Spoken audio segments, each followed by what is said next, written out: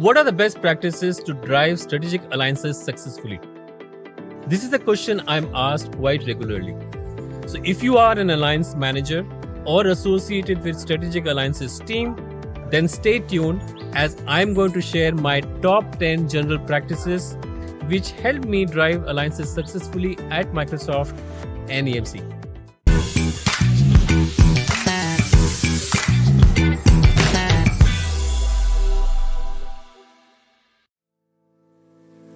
Plan short term and think long term. I believe in thinking ahead while planning for the next 3 to 12 months. We should think about joint solutions, geographies we can target, and the impact we can create for both the organizations in the next couple of years. Have a vision and think cross-functional. Have a vision, think big, and make the team believe in the possibilities. And needless to say, an alliance manager should maintain good relationship with all the teams and functions to keep the ball rolling. Establish joint objectives, KPIs, and goals.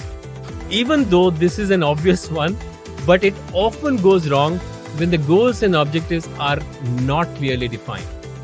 The teams lose motivation when the goals are not achieved, so spend time in understanding each other before setting up the KPIs and the goals.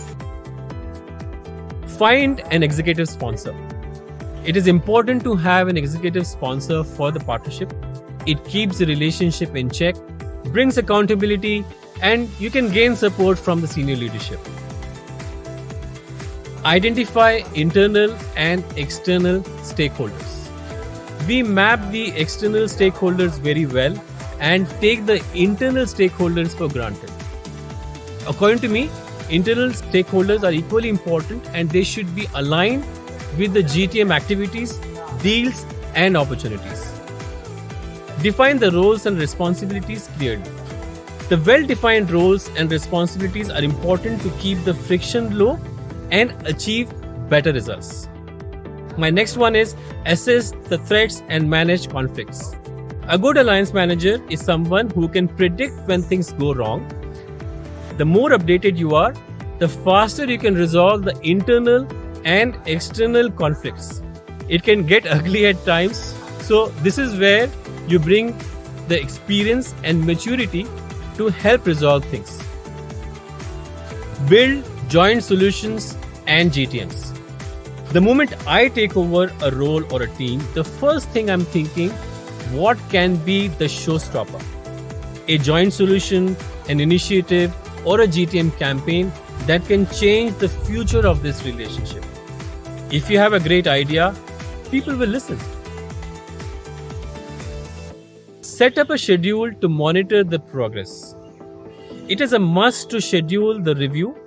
I felt it was important to set up a recurring meeting with the necessary stakeholders.